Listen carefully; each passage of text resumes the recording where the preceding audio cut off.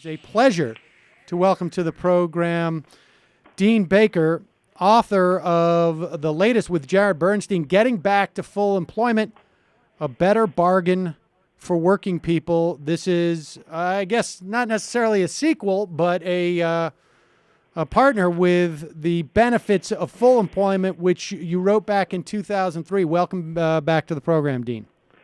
Yeah, thanks for having me on.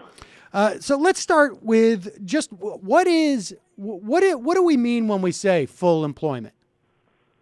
Well, I mean, we could argue over a number, and Jared and I did talk about that, and what we sort of had in mind was where we were in the late 90s, or I should say 2000, where we had a year-round unemployment rate of 4%. The idea that we're striving for is we're looking at the lowest unemployment rate you can get, where basically you can't get it lower with sort of just simple expansionary policy. So our idea is that if the government were to spend more money, that will create growth, that will create jobs. At a certain point, most of the people want to find work, have work. Now, 4% unemployment still means you have 4%. 6 million people don't have jobs.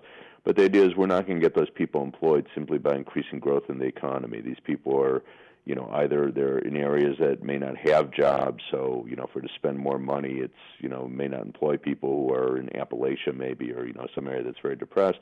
Alternatively, there may be people who really don't have the skills, which doesn't mean we abandon them. It just means we need different policies. We're not just going to get there by boosting demand in the economy. So implicit in that is that there's a host of government policies which we could employ that would actually just employ that employment. I mean, in some level, it's just the argument here is that there's just simply not the political will. Exactly. I mean, what we're arguing in the book is that, we know we have mechanisms, most obviously, government spending, that does create demand, does create jobs. I mean, I know we have politicians who say government doesn't create jobs, but last I looked, school teachers have jobs. So I really don't know what they mean. I mean, it can create jobs. And we can do that if there were the will to do it. But, unfortunately, in the current political environment, people seem content, or I shouldn't say people seem content, at least our politicians here in Washington seem content to run policies that leave, tens of millions of people unemployed or underemployed. Before we get into the benefits of full employment that go beyond the obvious that we have full employment, let's just talk about, when you say, we were talking about the full employment of the 90s, why is that not attributable to the tech bubble, per se? It is attributable to the bubble. I mean, there's an important point here, and it's important for people to distinguish between demand problems and supply problems. We ended up getting very low, or I should say low rates of unemployment, and we could argue whether they can call it very, in the 1990s and 2000 because of a stock bubble. But that was a demand story. And the demand happened to come from the stock bubble, but we could have had the demand come from anywhere. A dollar's a dollar. People don't care where the dollar came from. When you go to the store, you want to buy something, they don't ask you where the money came from. So we had demand that was generated through the stock bubble. The stock bubble caused people to spend a lot of money because they all felt really rich. They all had their money in Pets.com, and it was worth billions of dollars, and they felt rich and went out and spent based on that. But if we gave people other reasons to spend money, that would also create jobs. So I don't dispute at all, and we talk about this openly in the book. The growth in the 90s was driven by the stock bubble. Growth in the last decade was driven by a housing bubble. The point is we need to generate demand, and as I say, the government could do it. Better to do that by getting the trade deficit down. That would be another way to generate demand. But the point is we have to generate demand, and that will generate employment. Let's talk about. I mean, one of the things that we hear thrown around is NAIRU. This is the unemployment rate relative to inflation. Talk about how your perspective on that, and what the sort of the misconceptions are in terms of what doing some of the things that you're talking about doing would impact inflation. Well, there's a widely held view. The NARU is this idea that the unemployment rate, when it gets below a certain level, will cause accelerating inflation. So if currently the inflation rate's 2%, it's a hair lower than that today, but let's say it's currently 2%. If we get an unemployment rate below the NARU, and we'll say for a moment the NARU is 5%, so if the unemployment rate gets below 5%, we'll start to see accelerating inflation. We argue that economists have been unduly pessimistic about that. We don't know, the NARU. There's all sorts of problems with it. I won't go into great details, but the point is that in the 1990s, we were able to get to unemployment rates that were well below almost all economist estimates of the NARU, and there was no real acceleration of inflation. So if you look at 99, 2000, the inflation rate barely budged. It did go up a little bit because oil prices rose, but I don't think anyone thinks oil prices rose worldwide because we had low unemployment in the United States. If you pull that out, there's very little change in the rate of inflation, 99, 2000, even though the unemployment rate is very low. So what we're arguing here is that, we should view the NARU skeptically, and basically we were very fortunate in the 1990s. I'm very, very critical of Alan Greenspan of many things, but the one thing he did absolutely right was he argued with the other economists on the Federal Reserve Board who said, the unemployment rate's falling below the NARU. You have to raise interest rates, slow the economy, raise the unemployment rate. Greenspan said, no, I don't see any inflation. Why should I slow the economy? Why don't I let it keep growing? Why don't I let there more jobs be created, let the unemployment rate fall? He was absolutely right, and the result of that was that we got millions more people employed, and as a result of that, we gave people an opportunity to have wage growth, up and down the income ladder. So a lot of good came out of that, and, we'd like to say we should learn a lesson that we can have lower unemployment rates, and we shouldn't be scared to challenge where people think the NARU is. Let's talk about the benefits of full employment. I mean, obviously, the benefits are that you have millions more people working, but the benefits are larger than those just at the first blush. Yeah, and this is hugely important because, again, it's the lesson we got from the late 90s that we saw that people up and down the income ladder, so even people at the 10th percentile, 20th percentile of the wage distribution, low-end wage earners, they were seeing their shares of economic growth. Their wages, in fact, probably grew somewhat more rapidly than productivity in the late 90s, 98, 99, 2000. And we tie that directly to the low unemployment. And our takeaway from this is we look back over the last 3 decades or 35 years now, and most of that period, most workers have seen little or no wage gains, meaning they got none of the benefits of productivity growth over this period. The exception was in the late 90s when we got these very low rates of unemployment. And there's sort of a simple logic there that when the unemployment rate's low, workers have bargaining power. Employers have to bid for labor, and this applies even for, a retail clerk, a manufacturing worker that we might think of as relatively unskilled. Employers need labor, and in that context, workers achieve wage gains. So if we want to see an economy where everyone's sharing in the benefits of growth, and it's not just going to those at the top, it's really important, in our view, to get somewhere near full employment. And you had a piece, I guess it was yesterday, at Truth Out, talking about the government policies that continue to depress wages, and use the example of Walmart, that in some ways we have a misconception of the dynamic that's going on when we talk about the low wages that Walmart promotes, for instance. Yeah, there's a tendency to treat whatever we have in the economy as being sort of natural, and then when Jared and I get up there and say, "Oh, we want full employment," that we want the big hand of government. And what I've often tried to argue is, wait a second, the big hand of government is there, and we have a budget, and it didn't come to us from God. It came to us from people like Paul Ryan and Max Baucus, and you could throw President Obama in there. Obviously, he has to sign at the end of the day. They gave us the budget, and that produces, if we have a more expansionary budget, we have more jobs. If we have a less expansionary budget, we have less jobs. The fact that we have fewer jobs, we have high unemployment, that was given to us by big government. It was a big government decision to have a lot of people unemployed. Now, maybe no one thought about it that way, but who cares what they thought? That's what they did. So I think it's really important to understand we aren't arguing, do you like big government, do you not like big government? I don't care. The point is we have big government, and right now big government is putting a big hand on the scale towards the signs of the Walmart marts and against ordinary workers, and people have to understand that. Well, let's talk about how that happens. I mean, I think there's a certain inevitability. I think you're not saying this explicitly, but there's a certain inevitability that we're going to have a big government because we have a big country, and whatever the words "big government" mean relative to that, certainly we don't have a government that is hiring at the rate that it has traditionally following recessions. We're some 750,000 government workers smaller on some level. I mean, so what are those policies specifically? Well, that's just taking a look at the direct side. So directly, government employs millions of people, somewhere around 20 million people nationwide. If we take a look at mostly at the state and local level, so it's not federal employees.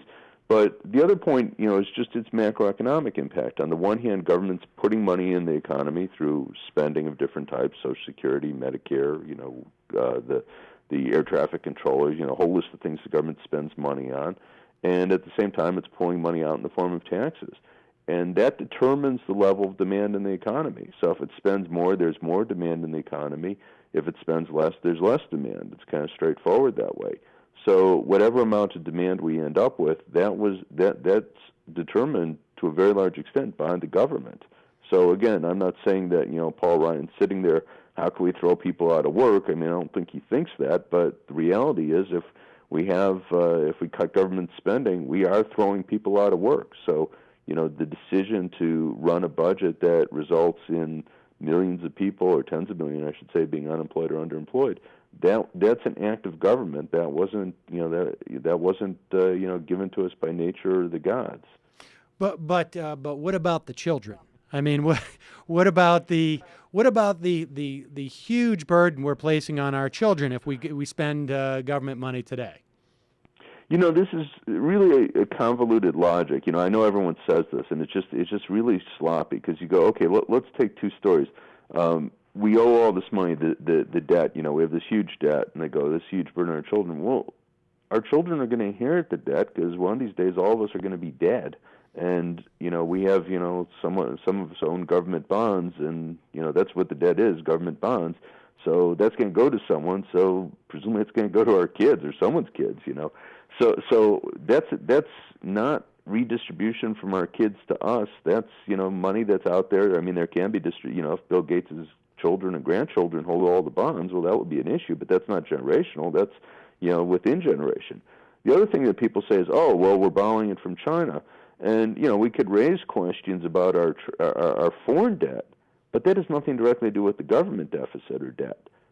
China chooses to buy up U.S. government bonds. They also sometimes buy up private assets.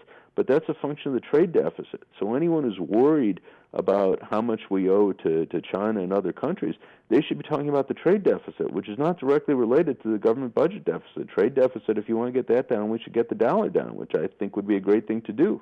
But that's not the budget deficit. So if you're running around yelling, oh, my God, our kids are going to have to pay all this money to China, well, you should be jumping up and down. We got to do something about the trade deficit because the government deficit isn't going to help you on that one.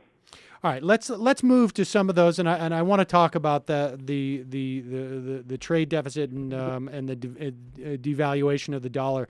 But let's go through some of the things that you talk about in terms of paths to full employment, and we've touched on obviously better fiscal policy.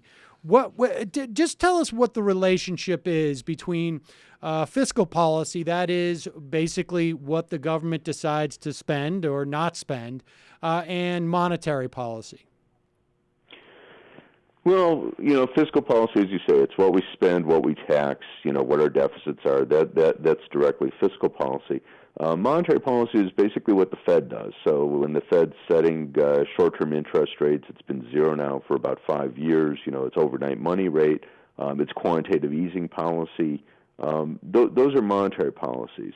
So both are important for the economy. Fiscal policy, particularly in a time like now where monetary policy, where we have the short-term rate at zero, fiscal policy is almost certainly the more important factor, basically because it's not clear monetary policy could do all that much more. I mean, they could try, and I think the Fed is trying with their quantitative easing policies, but they don't have sort of an easy rule book as to how to provide more of a boost to the economy once you get that overnight, the short-term money rate to zero. It's an unusual situation. We haven't been in that since the Great Depression, so it's an unusual situation. So the question is, how does the Fed do more? And again, they're trying with quantitative easing. Is that the best thing to do? Hard to say, but that's what they're trying to do. And I mean, what else could they do? I mean, at this point, I mean, is there anything else that the Fed could do? Is there a form of quantitative easing that would be more effective? I mean, just assuming for the moment that we have this logjam and we don't know when it's going to, when our elected officials are going to sort of turn the corner here. But what else, I mean, from your perspective, could they do? Well, one of the things that they could try, and this is something that was suggested some years ago by Paul Krugman, in fact, Ben Bernanke, when he was still a professor at Princeton, suggested the same thing. They could try to deliberately target a higher rate of inflation. What generally is the case is usually a central bank, the Fed or other central banks, is in the position of trying to keep the inflation rate down. So they say, okay, we're going to commit ourselves to keep the inflation rate at 2% or whatever it might be. 2% is their current target, and we'll do whatever's necessary to keep the inflation rate from rising above 2%. Well, right now the U.S. has the inflation rate lower than 2%, and it might be desirable to have an inflation rate that's somewhat higher than 2%. It might be desirable to have a 3 or 4% inflation. The main reason being that if you had a higher inflation rate, that gives firms more incentive to invest. The logic is that if you have a company, Microsoft or General Electric or whatever, they're thinking of investing today, designing their new line of software or new appliances, and the profitability of that is going to depend on how much they could sell, the software, sell their appliances for, 3, 4, 5 years down the road. And if they think there's going to be higher inflation, then it makes the profitability of that investment look better today. So that's a way in which you might hope you could increase investment. There are also some other desirable effects. We have homeowners, a lot of homeowners are still underwater from the collapse of the housing bubble. If we expect house prices to at least rise in step with inflation, that will help people get out from underwater. So there's some other beneficial effects in that. So the question is, can the Federal Reserve Board say, okay, we're going to target 3% inflation, we're going to target 4% inflation, and we're going to do whatever's necessary to bring that about? Can they convince the markets to respond that way and actually bring about the inflation? It's an interesting question. It's actually being tested now in Japan because you have a new Prime Minister, Abe Shinzo, that has openly embraced this. He's taken control of the central bank. He put his people there, and they're trying to engineer that. And, the early results seem positive, but it's too early to declare victory there, but it does look like it's going the right way. All right, so let's turn to the trade deficit and the valuation of the dollar. Just tell us how that dynamic works and why it would be beneficial, because we definitely, in this age of gold buggery and proclamations of imminent financial collapse, we hear this notion of our dollar is weaker and this is a bad thing. But but you have a different story. Well, the main thing that's going to determine our trade deficit is the price of the dollar relative to other currencies. And a lot of people talk about, we're going to, sign this trade deal or that trade deal, and that's going to improve our trade balance. And that really doesn't make a lot of sense. And, frankly, we've had enough experience with that. It doesn't tend to happen. We signed NAFTA 20 years ago now, and our trade deficit with Mexico exploded. So we might get more trade, but it's just as likely we'll get more imports as we'll get more exports. And, the track record has been that's been the case. We increase imports, which means we're displacing domestic production more than we're increasing exports. We could also talk about measures to increase our competitiveness. There's a lot of good things we could do. We could improve our infrastructure. We could have better educated workers. Certainly, very good, worthwhile things to do. But to have a big impact on the trade deficit, that's very, very hard. That's a long, slow process. It's not going to bring about much of a change in our trade balance next year, the year after, maybe not even 5 years out, even if we're successful, which no guarantee we will be. If you change the value of the dollar, if the dollar falls by 10% against the euro against the Chinese currency, against other currencies, that immediately makes our goods 10% cheaper for people living in those countries, and it makes the price of their goods, their exports to us, 10% more expensive. So that's going to mean we're going to export more to other countries, and we're going to buy domestically produced goods rather than imported goods. So if we want to see a change in our trade balance, there's nothing that's going to have anywhere near the same effect as lowering the value of the dollar. And, I know it's kind of this macho thing. We want a strong dollar. But I'm afraid to say it's just kind of silly. There's a former senator from South Carolina, and he used to say, we want a competitive dollar. And what that means is a dollar that sells for less in world markets than our current dollar does.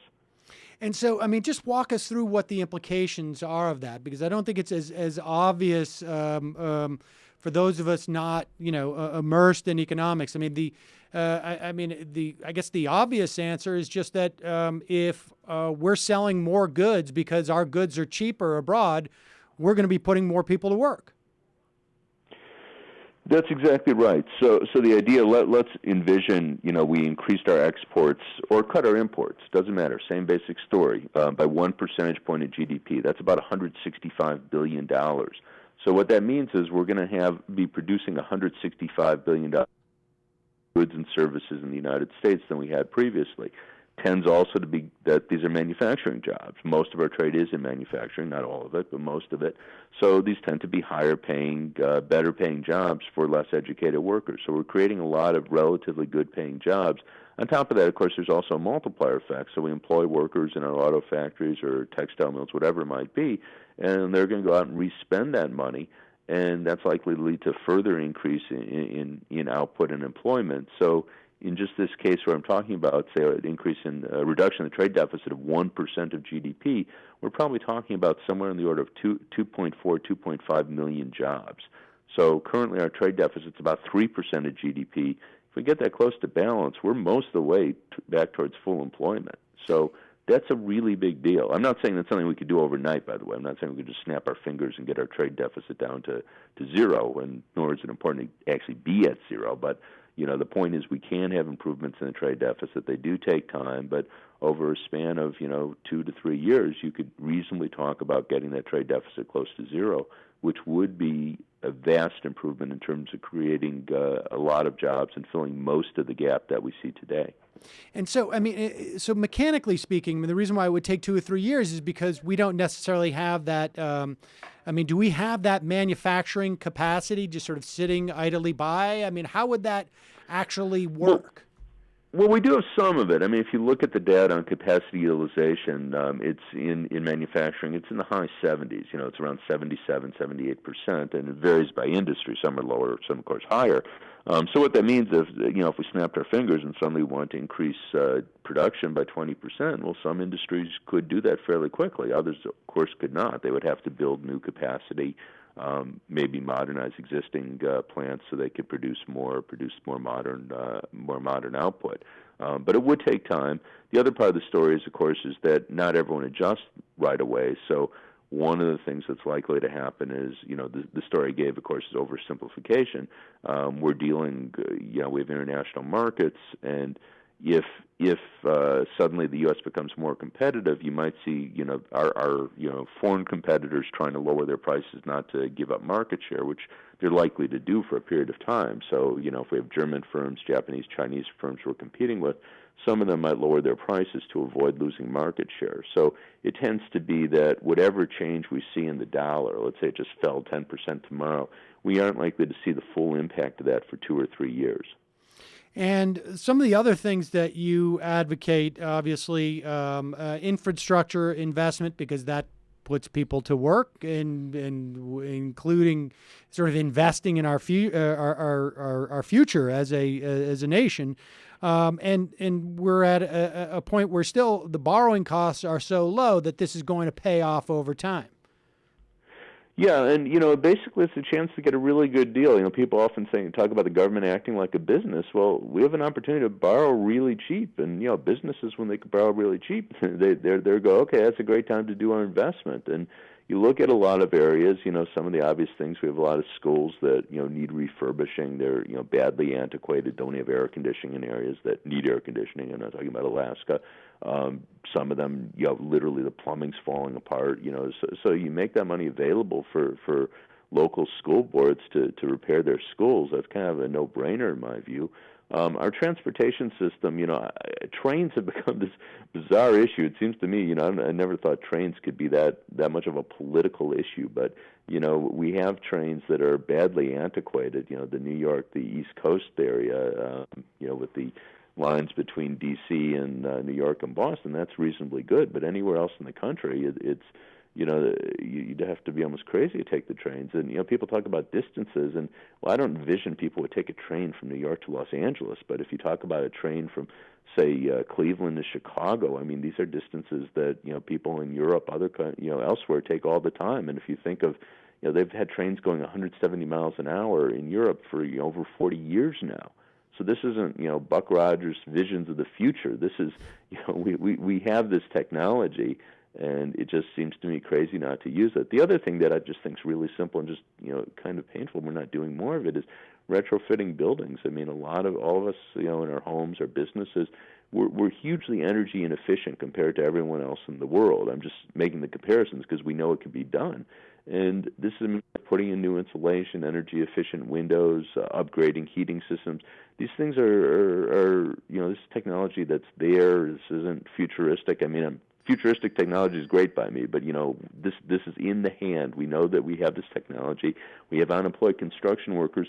Why aren't we putting them to work, making our buildings more energy efficient? That's, a great way to put people to work. It will save us money. And we do have to reduce greenhouse gases because, global warming's real. I don't, people could run out denying it, but it's real. Well, and I just want to go back for a moment on the valuation of the dollar. How is it? I mean, what steps, if there was the will to devalue the dollar? I mean, what steps can be taken to do so?